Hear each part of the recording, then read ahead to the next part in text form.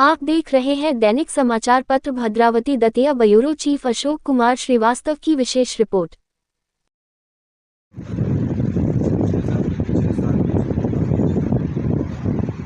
किसानों ने जो है इसकी क्षमता थी बोरिंग में करवाई, बिजली के कनेक्शन भी कई लोगों ने कर्ज निकाल कर दी। जिस हिसाब से धान की रोपाई होती है उस हिसाब से पर्याप्त वर्षा भी नहीं होता और बिजली विभाग की स्थिति से आप भी बखूबी अवगत हैं। और अपने पास एक उपाय है जो नहर और उसमें भी पिछले 3-4 साल से लगातार खुला, उससे काफ़ी पूरे जिले के किसानों का जो है लाभ गया। अभी भी बांध में जो पानी काफ़ी तक आ गया, पूरा नहीं हुआ लेकिन इतना आ गया कि बहुत आप जो चाहें तो खोल सकते हैं। यूपी की नहर बराबर चल रही है टीपी बांध से, और अपने यहाँ भी भोपाल में भी अच्छी बारिश हो गई है और 10-12 दिन में ओवरफ्लो होगा, फिर पानी पूरा बेबी जाना ही जाना बेस्ट। इससे अच्छा है अगर अभी धान के लिए कुछ खोल देंगे, बहुत ज़्यादा तो नहीं उसमें लगता पानी खोल देंगे तो उतना वो आवक भी लगातार है और वो खुलता है।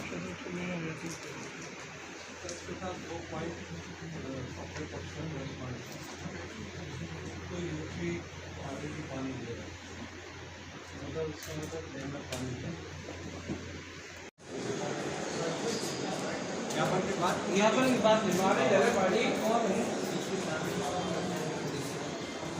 ब्लड बैंक में जिला चिकित्सालय के ब्लड बैंक में नए ट्रांसफार्मर बिजली कनेक्शन लिए हैं, बोरिंगें करवाई हैं, मोटर पंप लगाए हैं। किसानों ने कर्ज लेकर के धान की फसल की रुपाई की तैयारी की है। उस हिसाब से वर्षा नहीं हुई है, किसान बहुत परेशान है। जैसे पिछले कई सालों से दतिया ज़िले में धान की रुपाई के लिए नहरों से पानी मिलता रहा है, उसी मांग को लेकर कि दतिया ज़िले के किसानों की धान की रुपाई हो, इसलिए नहरों में जल्द से जल्द पानी छोड़ा जाए एवं बिजली जो कटौती किसानों को पर्याप्त बिजली नहीं मिल रही है, उस बिजली की मांग को लेकर आज कलेक्टर को ज्ञापन सौंपा है। किसानों की समस्याओं को लेकर कलेक्टर से मिले हैं। कलेक्टर साहब ने आश्वासन दिया है कि जल्द से जल्द नहरों में पानी छूटेगा और बिजली कटौती बंद होगी। और अगर ये किसानों की समस्याओं का समाधान नहीं हुआ तो कांग्रेस पार्टी गांधीवादी तरीके से आंदोलन करेगी, जिसकी जवाबदारी शासन और प्रशासन की होगी। पानी है नहीं, बिजली है नहीं, इन दोनों की ना होने की स्थिति में पिछले वर्षों में नहर खुलती रही है, किसान को धान के लिए पानी मिलता रहा।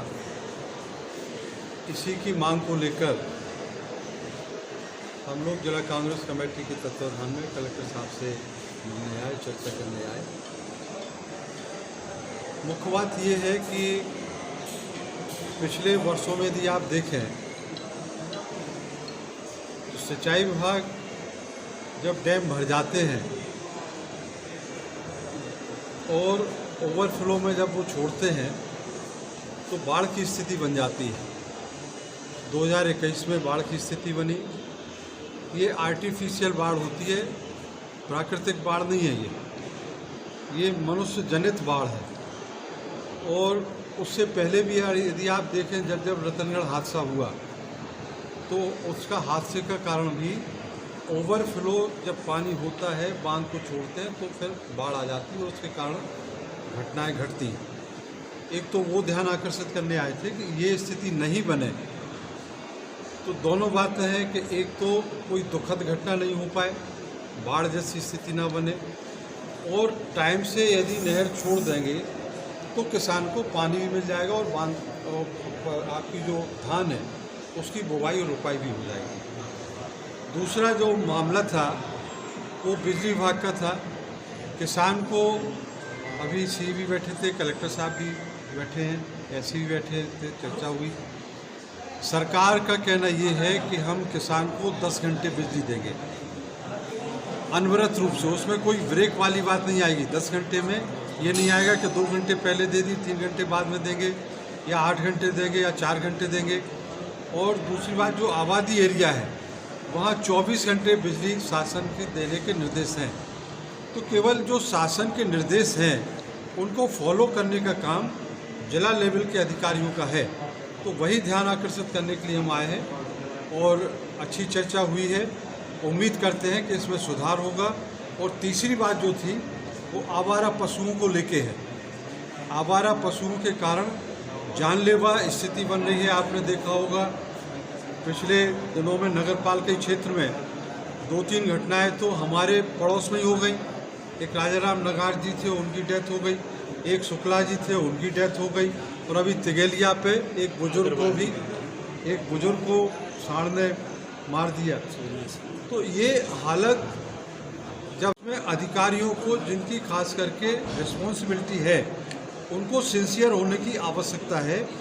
नहीं तो उनके ऊपर भी जब जानलेवा की स्थिति बनती है तो लापरवाही, उदासीनता और असावधानी, इसका कारण संबंधित अधिकारियों की जिम्मेदारी बनेगी और उनके खिलाफ कानूनी कार्रवाई करने के लिए अब हम लोग पुलिस के थानों में जाएंगे कि आप कार्रवाई करिए कि इनकी असावधानी, लापरवाही, उदासीनता और जो उनका पदीय दायित्व है उसके विपरीत काम करना और पदीय दायित्वों के अनुरूप काम न करना, ये उनकी जिम्मेदारी बनती है।